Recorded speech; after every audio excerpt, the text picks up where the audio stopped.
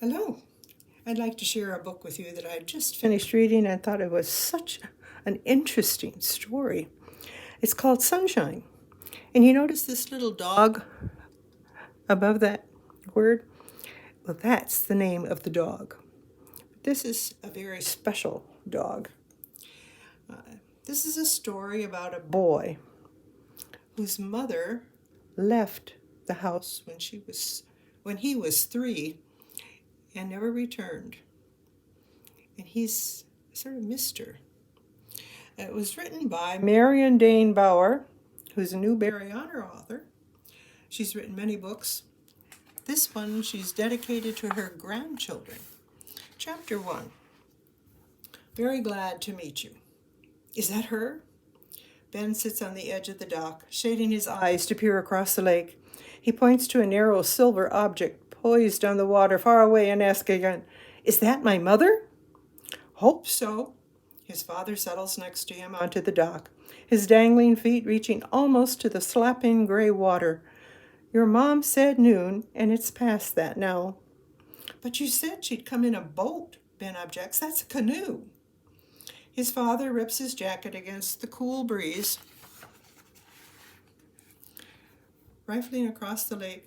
Early June so far north in Minnesota barely qualifies as summer. "A canoe is a boat," he says. Ben wrinkles his nose. When he heard boat, he dreamed of a speedboat, something that would go fast, something that wouldn't need paddling. Still, it's his mother, and she's coming. He leans so far forward as he can without losing his balance. If he can't speed her up, he'll come as close as he can from his side. He's been so long since he's seen her, so very long, he can barely remember what she looks like. "She's sure going to be glad to see me, Sunshine. I know she will." Ben doesn't give voice to the words. He doesn't need to. His little dog hears his every thought. Casually, so as not to call attention to what he's doing, he drops his hands to Sunshine's soft fur. Then he looks down, startled. His hand rests on the rough boards of the dock. Sunshine isn't there. Where is she? He's been so excited about seeing his mother, he'd forgotten her entirely. Has he thought about her even once since they got out of the car? As always happens, though, the instant he calls her to mind, Sunshine is there. Not next to him this time, but running toward him down the rickety dock. Her long ears fly, her reddish gold fur gleams, her paws splay happily in every direction. The sight of that galumping run warms Ben's belly. Sunshine slides to a stop next to him, plops her butt down, and smiles her sweet doggy smile. "Don't worry," the smile says. "I'm here. You know I'm always here." Ben lays a hand on her hard little skull and goes back to watching the approaching canoe. He can make out the paddler now, or at least he can make out a baseball cap and a green shirt. Sunshine leans into him, and Ben can't help himself. He bends over to kiss her wet black nose. "You're doing it again, aren't you?" his father says. Ben jerks upright. His father is studying him. His usually friendly face pulled tight with some idea he doesn't like. Doing what?" Ben widens his eyes. His father doesn't answer. He just shakes his head and goes back to watching the canoe's progress. Ben studies Dad's face. His cheeks are smoothly shaved and gleaming. He's a teacher, and ever since school let out, he's been spouting dark bristles, which means he shaved for her. Ben loves knowing his father shaved for her. What he doesn't love is the way his father gets annoyed these days by everything having to do with Sunshine. Sunshine settles, half sprawled against Ben's lap, and he closes a furry paw in his hand. He does it without looking down, though, keeping his eyes on the approaching canoe. Sunshine licks the back of his hand. They wait. All three of them wait. The canoe is moving so slowly. His mother could hardly have gone farther away and still been in Minnesota. If the narrow road that brought them here had held out a few more miles, they could have driven right into Canada. And she could hardly have found a quieter, more remote place. This town is so small, it hardly deserves to be called a town. Some tourist cabins and an old family resort scattered along the lake shore. a general store that sells fishing tackle and bait and groceries, a gas station, a ramshackle motel and cafe, a few houses. A fish leaps out of the water not far away. When it smacks back down, silvery spray spatters the dock. "Hey," his dad says, "that was a big one." Ben wonders why his father cares how big the fish is. He's not an outdoorsy guy. He's never once taken Ben fishing. Ben kisses Sunshine's nose again, runs a hand along her back, stripping the wet from her fur. Dad sighs and drapes an arm across Ben's shoulders. Ben ignores the familiar weight, the warmth. He concentrates instead on Sunshine, moving his hand from the top of her head to the tip of her long plumed tail in exaggerated sweeps. "I'm not sure what your mother will think," Dad starts to say. Ben interrupts. "She knows about Sunshine, doesn't she? You've told her." Surely they've talked about the problem of his dog during one of their phone conversations. His father shakes his head. Ben considers that, so she doesn't know. Well, okay, then maybe her mind won't be made up. What else does she know about him? She probably doesn't know that sometimes he hangs around his friend's house just to see if their mothers will notice him. Dad has told him just about everything about her. That one day when he was only 3 years old, she left. Dad was off teaching and she just walked out. She left everything, not just him and his dad, the city, her friends, her old life. And she moved up here to the wilderness to live on an island, alone. You can't get much more alone than living on an island in the wilderness of northern Minnesota. She doesn't spend her winters on the island, of course.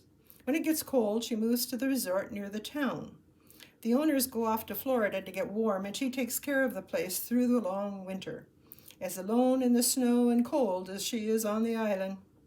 And she never comes back to St. Paul, not even to visit her son. He knows, too, that she's a writer.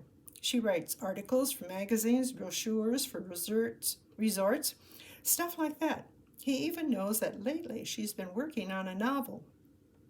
His father has told him all this because Ben doesn't talk to her. The truth is, he hasn't wanted to talk to her. He's not sure why, he just hasn't. At least not until now when he came up with this plan. But for his plan to work, they have to do more than talk. They have to see one another, get to know one another. He had to visit her on the island for a whole week. Dad didn't like the idea at first. He said Ben hardly knew his mother. He said she lives too far away. He said she might not want to invite him. Finally, he said he would ask, and his mother said yes. The mother he can barely remember said he could come visit. He remembers a few things, like the animal pancakes she used to make, giraffes with endless necks, rabbits with enormous ears, elephants with trunks so long they dripped off the edge of the plate. But he doesn't remember what she looks like. You'd think Dad would have photos, but he doesn't. Your mother hated having her picture taken, he says, when Ben asks. It won't matter now, though. Photos or no photos, because he's going to see the real thing, his real mother. Ben's mouth has gone dry, and his legs jitter. Only running his fingers through Sunshine's soft fur keeps him still. But despite Sunshine's fur, another worry tugs at him, the one that started up the moment the canoe came into view. I've never paddled a canoe, he says, his gaze on the sunlight flashing off his mother's paddle. Dad's arm tightens around Ben's shoulders. You'll do fine, he says. You won't be paddling alone. Besides, your mother will teach you. But what if it's far? What if my arms fall off before we get there? Dad tugs on one of Ben's arms. He grins. Nope, he says, not going to happen. Too well attached. Ben grins too. He can't help it. But then his father adds softly, you can change your mind, you know. You don't have to do this. Ben shakes his head violently. Just because he's a little bit nervous doesn't mean he wants to change his mind. Then, his father says, his voice growing more firm, no what ifs. It's going to be fine. Ben ducks his head to hide his burning face. The what if kid. That's what Dad calls him sometimes because he's such a worrier. His father's pretty patient with his what ifs. He says things like, you'll get braver as you get bigger, Ben. I promise. But what if He can't help it. There it is again. What if his mother can't stand a what-if kid? The canoe has grown larger, the paddling more distinct. She's smallish. Didn't his mother used to be big? And the green shirt is plaid. But the low-riding baseball cap hides both face and hair. Her strokes are steady and strong. Ben closes his eyes. He opens them again. She's still coming. When the canoe pulls up below him, next to the dock, he looks down at the long, shining braid emerging from the back of the cap and catches his breath. His mother's hair is a rich, reddish gold, the same coppery sheen as Sunshine's fur, as if she knew about Sunshine, the Sunshine that Dad says he never told her about, and dyed her hair to match. Sunshine isn't impressed with the match. She peers over the edge of the dock, the fur rising on the back of her neck. A growl rumbles beneath Ben's hand, so low he can feel rather than hear it. He squeezes the back of her neck, and she stops. When his mother looks up, though, Ben knows the color is real, has always been real. Everything about her, the pale, freckled face, the slender, almost boyish form, the coppery hair, all of it is achingly familiar. How can you forget somebody so completely and yet recognize every bit? "Hello, Benny," she says. The voice is lower, larger than the woman in the canoe. "Hello," his heart sings, "hello, hello." But his response, always his response when anyone calls him Benny, pops out before he can stop it. "I'm Ben, not Benny." A flush climbs his mother's throat, stains her cheeks. She nods. "Ben, it is then. Hello, Ben." He's sorry, so sorry. How could he start out so wrong? He and Sunshine both. His mother tosses a rope and Dad catches it. Then, in a move so swift, Ben has no time to prepare, she vaults onto the dock and lands so nearly on top of Sunshine that he cries out. His little dog doesn't make a sound, though. She just walks away as if nothing had happened.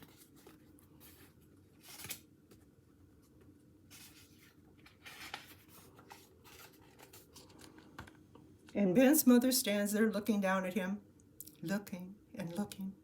He scrambles to his feet and holds out a hand. She takes it, her eyebrows aching. She takes it, her eyebrows arching in something like surprise. "I'm very glad to meet you," he says. His mother, the mother he has waited practically his whole life to see, tosses her head back and laughs. That's chapter 1.